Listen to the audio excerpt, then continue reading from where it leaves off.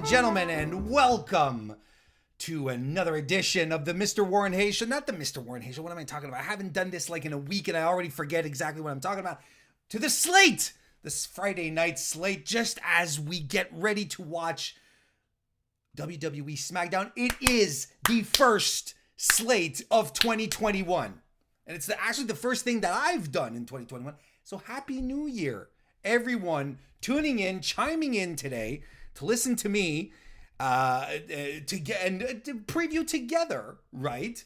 Our very first WWE SmackDown edition of the year. I want to thank you all for being here, and I hope you had a wonderful New Year's Day, and I sincerely and truly and honestly hope that you all have a wonderful 2021 full of joy and love and anything else that you would really like to see this year, right? I mean, it's all about your aspirations. I mean, I could sit here and tell you, I hope you make lots of money this year, folks. And maybe you're like, dude, all I want this year, I don't want money. I just want to bake a decent batch of cookies. I'm like, if that's what you want, yeah, I hope this is the year that you finally bake a decent batch of cookies. You know what I mean? Yeah, of course you do.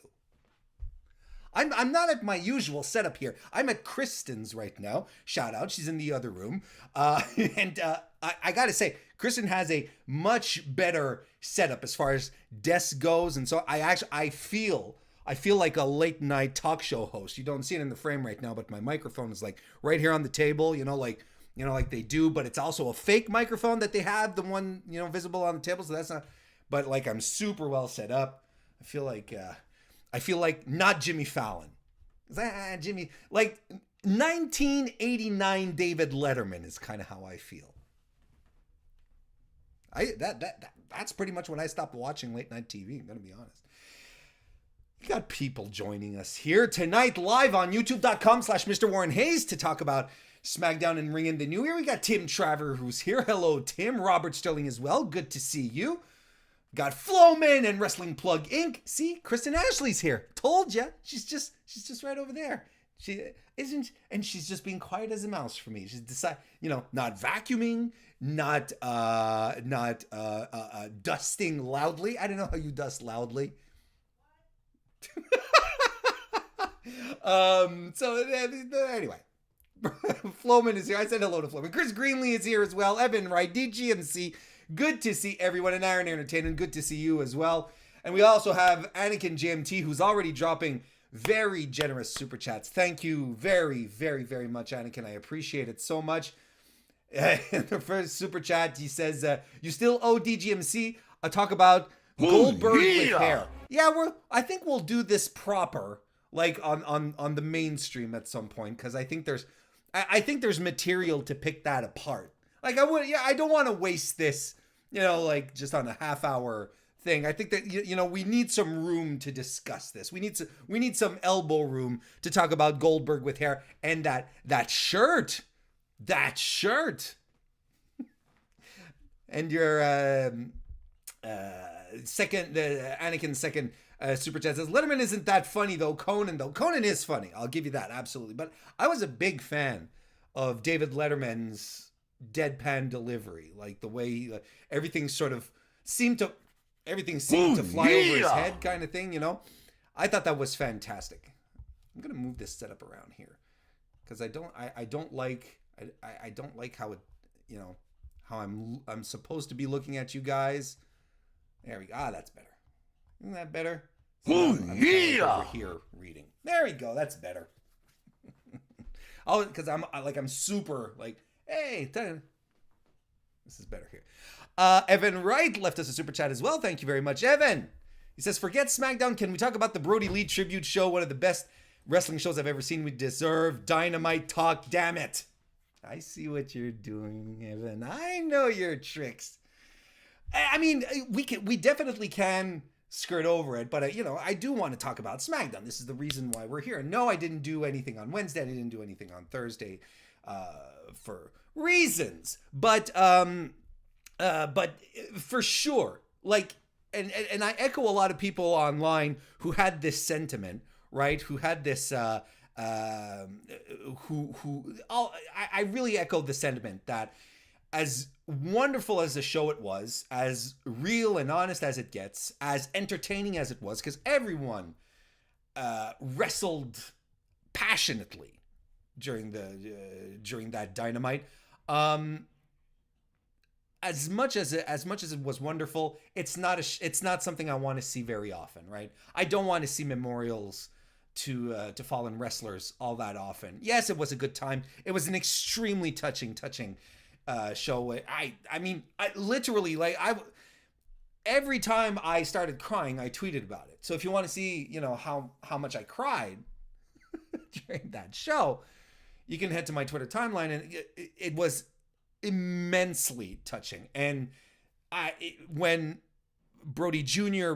Set his dad's boots in the middle of the ring, I just completely lost it. But I will say two things, though. Here's I don't know. You guys probably saw Britt Baker's video of Brody Jr. or Little Brody, whatever we should call him, -1. You probably all seen the video from Britt Baker where he discus lariats Adam Cole. That kid can throw a lariat already better than my 47-year-old ass can. Fantastic stuff. I thought, like, so clearly, he already has the basics. We'll see how things develop, right? But it was that was nice to see. And if he does eventually grow up to become a wrestler, because no pressure, right? He doesn't have to do, he can do whatever he wants. But if he does, gotta tell you this, I'm really hoping that they bring back the, whoever that company may be at that point in time, that they bring back MJF and have MJF want some retribution for getting kendo stick to the forehead on that night, because I fucking popped. That was great. What a great moment. I'm still getting a little choked up talking about it. I was fantastic. And I hope they do it again. I hope that has a full circle kind of moment. Probably will. For anyone who's been around, anyone who's still around at that time. I hope that's something I hope. But it was a wonderful, wonderful moment. A great show and a great wrestling show. Reminds you just, you don't have to have frills all the time in wrestling, right? And there were storyline elements. There were angles that got advanced. It wasn't like a completely non-canon show, and of course everyone in the Dark Order won, but would you have wanted it any other way? Of course not. So that's fine. DGMC left us a super chat as well. Thank you very much, DGMC. Says, I'd die of laughter if Chris and Ashley started a Goldberg chant from the other. Goldberg. It's $120 in the super chat now, folks. Her fee was $120, folks. I hope it was worth it.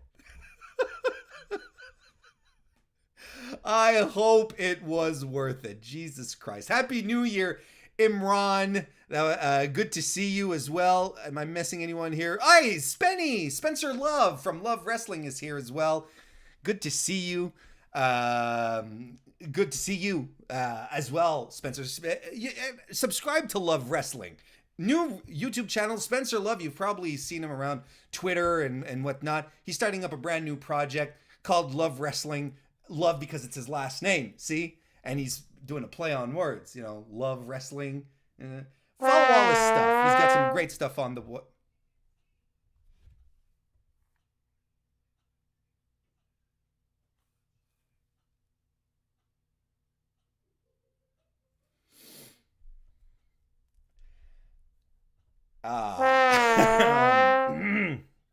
Thank you guys. That's way too generous. Holy shit. Thank you so much, DGMC and Anakin. What are you guys? Jesus Christ.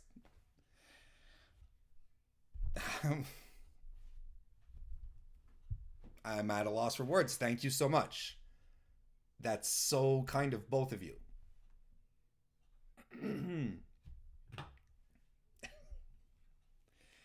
Look, okay.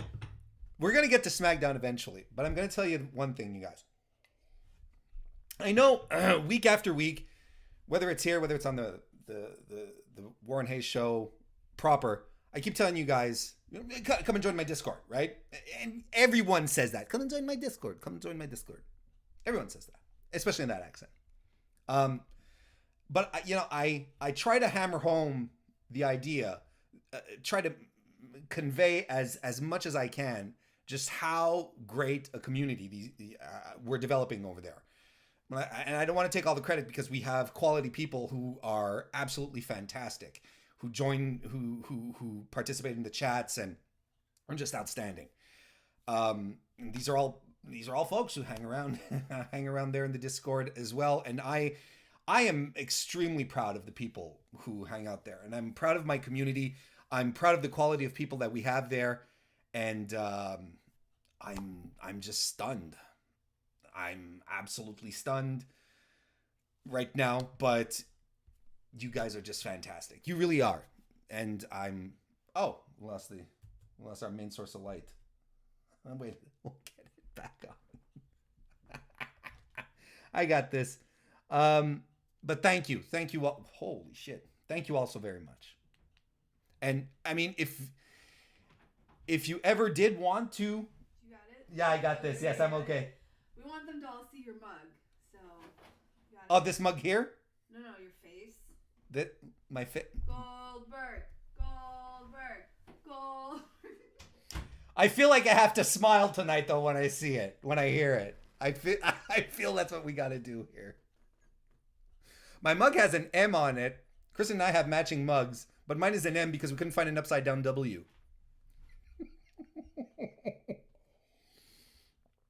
Anyway, so you should definitely join the Warren Hayes Show Discord. Links in the description and all that good stuff. Thank you so much. Thank you all so very, very much. All right. Let's talk about SmackDown. Let's start talking about Friday Night SmackDown. Will it be as good as SmackDown was last week? I don't know. Probably. Look, the bar is pretty high.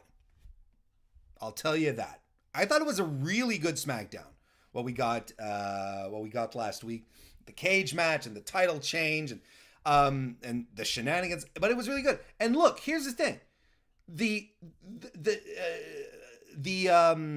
SmackDown episode last week was like the highest rated since it's been on Fox, something like that. When we're talking about ratings, again, you guys know I'm not the ratings guy, but I will say this. Look at that. Look at what happens. You start a SmackDown, an edition of Friday Night SmackDown with a match, and you pop ratings. Go fucking figure. Starting your wrestling match, show with a wrestling match, and you get big numbers. Right? Just wild to me. Just extremely, extremely wild to me. What do we got on deck here tonight? Well, let's start talking about the Intercontinental Champion, Big E, who is going to go head-to-head with King Corbin. That's we're already relegating Big E to Baron Corbin, if you want to believe that. But let's talk about it. 1 week after, this is what's written on WWE.com. 1 week after winning the illustrious Workhorse title from Sami Zayn in an explosive lumberjack match, the triumphant Big E will battle Baron Corbin in non-title action. So it's not a title match. So the odds are Big E is probably going to lose according to WWE booking. But then again, it's his first time out as champion. He can't lose, right? Anyway, considering Corbin's propensity for doing anything to win, and certainly that his loyal... And certainly, and the certainty that his loyal, the Knights of the Lone Wolf,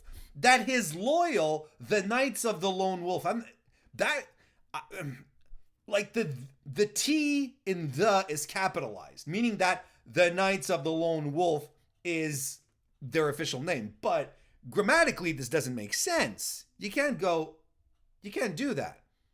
His loyal, the Knights of the Lone Wolf, will be at ringside to tip the scales in his favor. Is the new title holder destined to celebrate New Year's Eve with a loss? Don't misread it.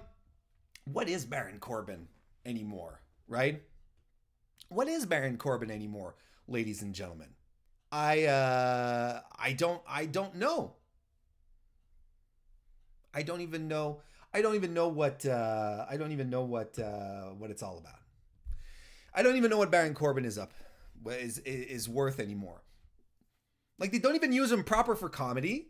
He hasn't had his last serious win was against Matt Riddle a few months ago, and then now he has the former the good members of or the non-problematic members of the Forgotten Sons with him now.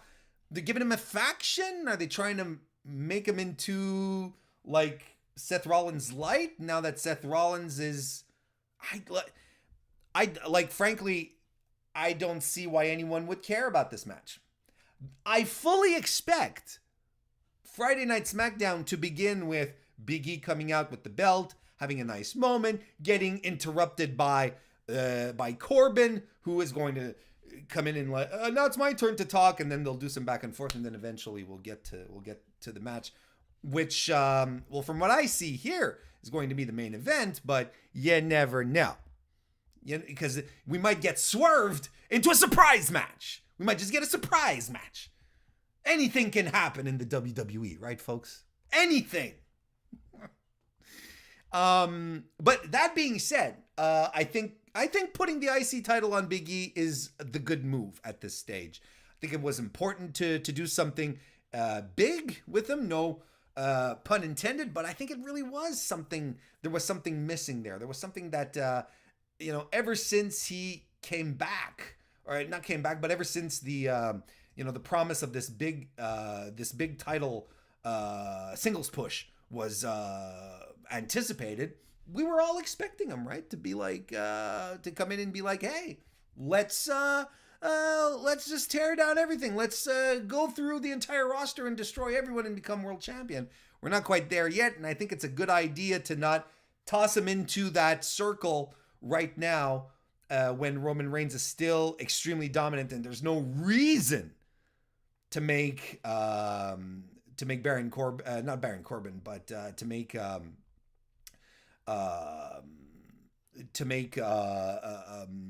Roman Reigns anything but strong and dominant these days, because everything has been really entertaining. We'll see how things go, right? But I mean, I don't know. I'm not particularly excited about the prospect of the match, other than seeing Big E come out with his title. But like I said a few minutes previous to this, usually the champion in a non-title match in WWE booking usually loses. I'm pretty sure, like, if we were to do some stats on it, I'm pretty sure we'd end up with a majority of these matches being lost by the champion. But it makes zero sense for Big E to, even if it's not a title match, it doesn't make sense for him to come out as champion. His first excursion, his first match as champion, doesn't make sense for him to come out losing. That's just my opinion. We are also going to get Sasha Banks and Bianca Belair taking on Bayley and Carmella. This should be fun. Although this is again from WWE.com. Although the tag teams of SmackDown Women's Champion Sasha Banks and Bianca Belair and Bayley and Carmella both came up short against WWE Women's Tag Team Champion Charlotte Flair and Asuka last week, the loss did not quell their respective rivalries. And find out what happens when the boss and the EST of WWE once again join forces to take down the dangerous pair of the role model and her untouchable cohort. So yeah, I mean, it's pretty much going to be some story, some storytelling here in regards to both Sasha, in regards to both storylines that we have here, right? Sasha and Carmella and Bianca and Bayley. This is essentially what this is going to be worth, because otherwise there's no rhyme or reason for this tag team match, really. But I'm okay with this. I'm okay with, of course, having Sasha and Bayley on television.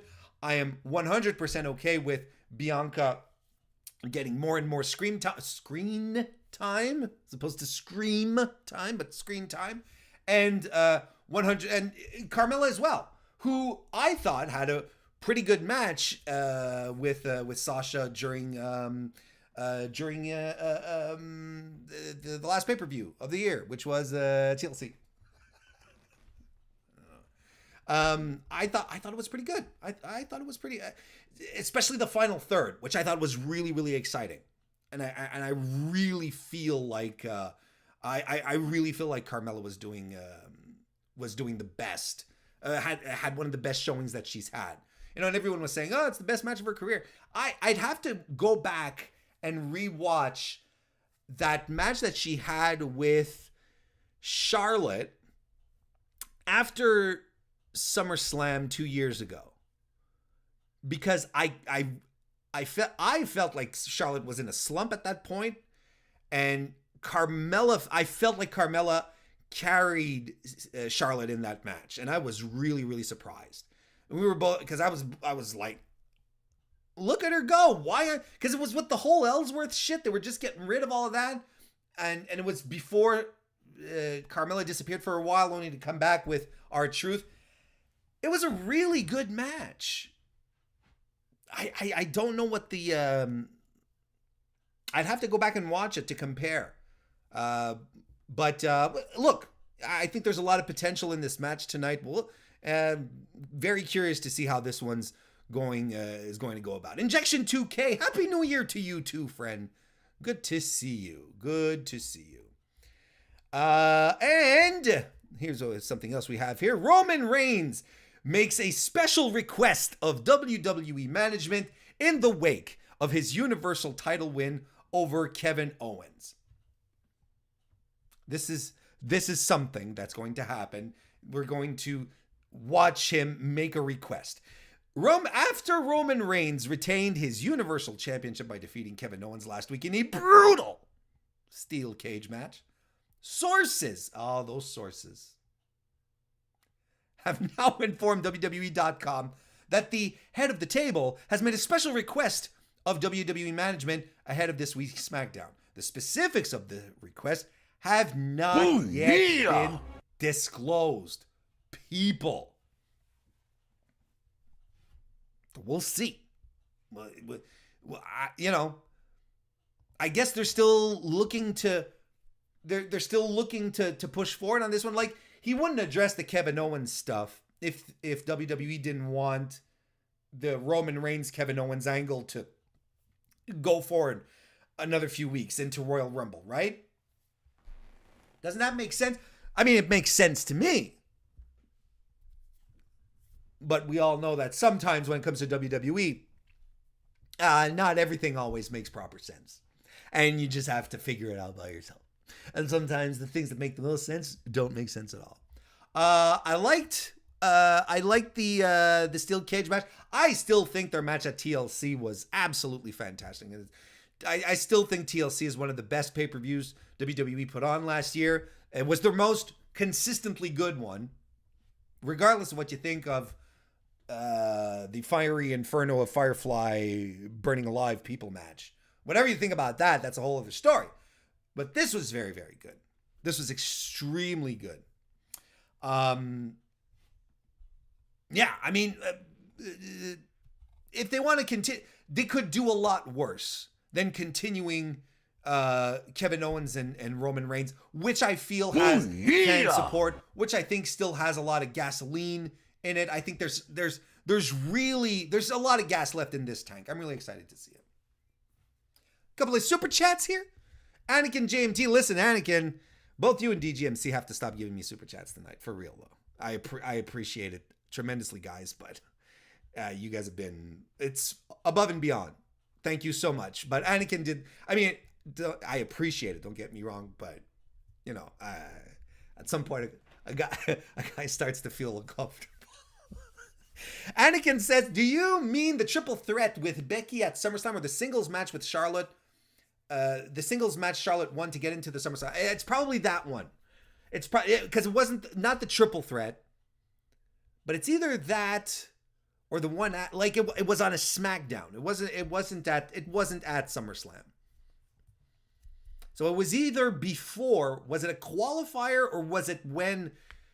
No, I'm pretty sure it was after when Charlotte won the belt, and her first defense was against Carmella, and Carmella disappeared after that. Carmella was off the radar for a while after that. I'm pretty sure it was after. DGMC left us a super chat. Thank you very much. He says Roman versus Goldberg at the Rumble. Gimme that squash. I don't want to see that. Why would anyone want to see Goldberg? Why would anyone want to see Goldberg? I promise you guys, if we get Roman Reigns versus Goldberg at Royal Rumble this year, I'm doing a full episode of the Slate in ASMR. I'll be doing it like this for the entire episode.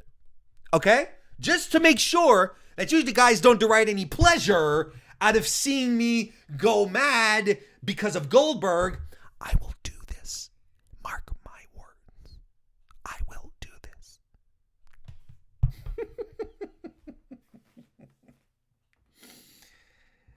Oh. But anyway, look, hey, we'll see how that goes, right? We'll see how everything goes and sets up. Kristen says WWE just listed a tier list of their SmackDown stars, and it looks an awful lot like Warren's tier system. Are they robbing me? Are they stealing me? My ideas? Maybe it's time I send in my resume, right? Yeah. So listen, the last thing, and I think this is a rumor, right? Because it hasn't been. Oh, Anakin left a super chat again. Thank you, Anakin. He says, "Ask Denise Salcedo why anyone wants to see Goldberg." No, I don't want to. I'm not going to poll anyone asking anyone why they want to see. I don't care. No, I won't. Thank you, though, Anakin. But no. The least I talk about Goldberg in a day. There was a rumor, a report going around that Seth Rollins might be showing up tonight, and I'm like, dude, take some time with your baby, man. The holidays, WWE doesn't need you that much. You're not like, he could take a nice long break with his kid, right? And Becky, and just enjoy the family time. Look, we'll see. We'll see how things go. But it has been a report. It's not. It's not on. It's not on the preview. So probably nothing official. Well, we'll keep an eye out. But I frankly, and it's not because I don't like Seth. I just think he can take some nice time off and be a dad for a bit, right? Although I'm pretty sure they all appreciate, you're starting up a family in WWE and you're not traveling, right? Everyone's like in Florida. No one's moving around. So I think that's pretty cool. That's probably a good incentive to come back, that you don't have to go off traveling and shit. I'm pretty sure they appreciate that. Injection 2K, by the way, Jake Daily Accolade, good to see you. Welcome to the chat. Injection 2K left us a super chat. Thank you very much, Injection. I appreciate it, despite the fact that he says, just do Roman Goldberg at the Rumble. Now listen, you people, there weren't 42 seconds left, and cut a promo. DGMC left us a super chat. Thank you very much. He says, over under Seth raises his child in the air on TV with the circle of life. Now, if that doesn't happen, I'm just going to be extremely disappointed. I will be terribly disappointed if that doesn't happen. Want to wish a happy new year to Acer 5000 who as well just jumped in as I am about to wrap this one up tonight, folks. First one of the year, and you guys were so extremely out of my mind generous here tonight. Thank you so much. Enjoy SmackDown, and have a great weekend, everyone.